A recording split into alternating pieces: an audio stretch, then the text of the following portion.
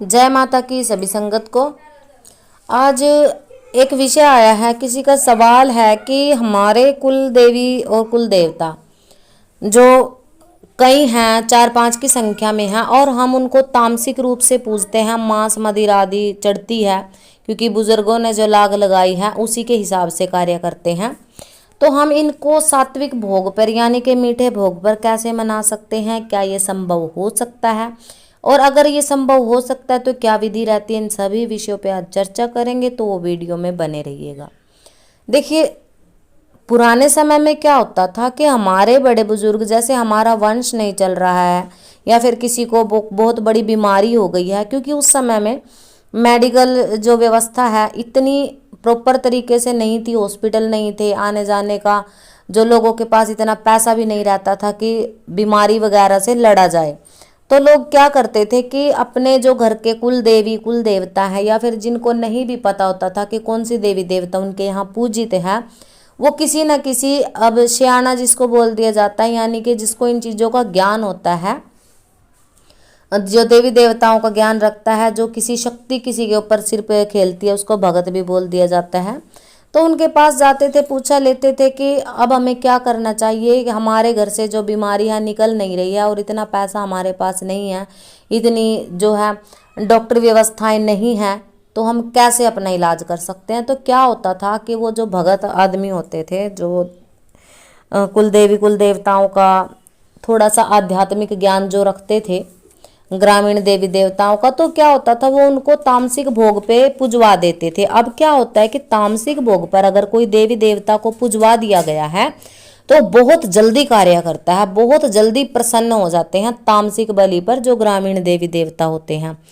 और अगर एक बार उनको आपने उस भोग पर चला दिया तो वो ता उम्र आपका उसी भोग पर वो कार्य करते रहेंगे।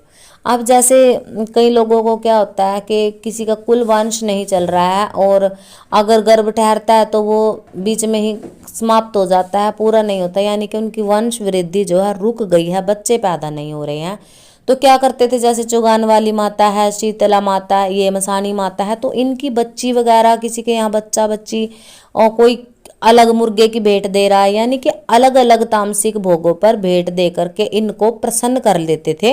इनकी कुछ दिन की, जैसे 40 दिन की, 21 दिन की, 31 दिन की सेवा उठा करके, और जब वो आखिरी दिन होता था तो इनको ये इस प्रकार से बलि और भेंट लगाई जाती थी। तो कुछ समय बाद, जैसे 1.25 महीना 2 महीना बाद, ये देवियां प्रसन्न होकर के आपके वंश को आगे बढ़ाने का कार्य करती थी।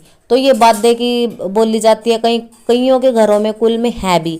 अब इस चीज़ से कैसे हम लोग अपना जो है त्याग कर सकते हैं कि तामसिक भोग पर हमारी देवी नहीं चले, क्योंकि अब तो ज़माना बदल रहा है। अब तो जो मेडिकल व्यवस्थाएं हैं वो प्रॉपर हो रही हैं, बीमारियों का इलाज भी यथासंभव हो ही जाता है। परंतु क्या होता है कि कुछ जगह पर कुछ बीमारियां ऐसी होती हैं जो कुल देवी देवताओं को पूजे बगैर, यदि हम उनको भूल गए हैं, उनका समय पर भोग प्रसाद नहीं निकाल रहे हैं, तो क्या होता है वो हर जगह अड़चन पैदा करने लग जाती है, हमारे कार्य रोकने लग जाती है। अब कुछ लोगों को ये बात ढोंग भी लगती है, पाखंड भी लगती है, खैर वो उनके सोचने का तरीका है, परंतु जो सत्य है वो सत्य है। और ये सत्य है, तभी ये देवियां पूजित हैं, तभी गांव गांव में, शहर शहर में इनके स्थान बनाए गए होते हैं, जो ईंटों के द्वारा छोटे मोटे बना दिए जाते हैं, और ये सिर पे चढ़कर मांग भी लेती हैं। और इसमें कोई संशय नहीं है कि ये तामसिक भोग पर बहुत जल्दी कार्य करती हैं। तो क्या करते हैं कई लोग, जैसे कोई कार्य आपका बड़ा कार्य है, अटक गया, आपके बेटे की शादी नहीं हो रही है, आपकी कुलवधू जो है उसको बच्चे पैदा नहीं हो रहे हैं, आपका वंश आगे नहीं बढ़ रहा है, तो लोग क्या कहते हैं कि माता मैं तेरी बच्ची लगा दूंगा, मेरा ये काम कर दे।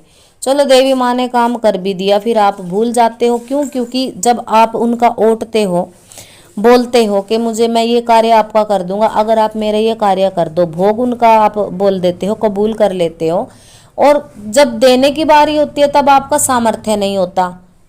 जब क्यों? क्योंकि तामसिक भोग देने में खर्चा थोड़ा सा ज़्यादा आता है काम इंसान के लिए, और जब आपका सामर्थ्य नहीं होता, तो ये जो सवाल आज का वीडियो में हमारे पास है कि क्या हम अपनी कुल देवी कुल देवता को मीठे पर मना सकते हैं? बिल्कुल मना सकते हो भाई। उसके लिए आपको क्या करना पड़ेगा? उसके लिए आपको सात्विक होना पड़ेगा। आपके घर में कोई भी व्यक्ति, कोई भी सदस्य तामसिक भोग का, मदिरा का, अंडे का, मीट का किसी भी चीज़ का प्रयोग नहीं करेगा। और 41 दिन तक आपको देवी माँ के व्रत करने पड़ेंगे, सेवा उठानी पड़ेगी। और कुछ विधि आपको भगत के द्वारा दी जाती है, किसी जानकार के द्वारा दी जाती है। उन विधियों का, नियमों का आपको पालन करना पड़ेगा।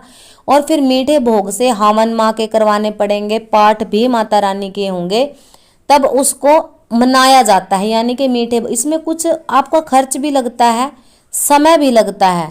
लोग सोचते हैं कि चलो हमने तो 5 बतासे चढ़ाए किसी भगत के पास जा कर के, अब तो देवी बकरा नहीं मांगेगी, अब तो मीठे पे चल जाएगी। ऐसा कुछ भी नहीं होता भाई।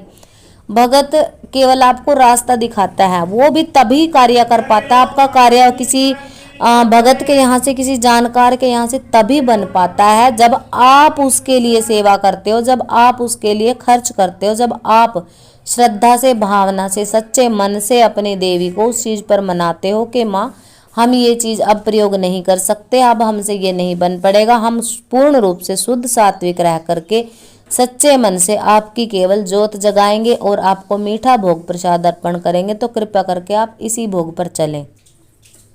तो वो मान भी जाती हैं, ऐसा नहीं है कि नहीं मानती हैं, परंतु इसके लिए हम पहले ही बता चुके हैं, आपको स्वयं सात्विक होना पड़ेगा। और आपका जो तमस्व प्रवृत्ति है, जो आपकी मन में जो दूसरे के लिए आप ये सोचते हो कि आज हम तामसिक भोग दे देंगे माता रानी के, हमारा ये दुश्मन मर जाए, ये हो जाए, ऐसा आपको बुरा किसी के लिए नहीं सोचना है।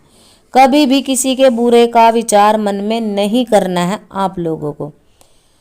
तो ये छोटी सी बात है कि बिल्कुल मनाए जा सकते हैं देवी देवता तामसिक भोग से सात्विक भोग पर। उसके लिए आपको स्वयं मेहनत करनी पड़ती है।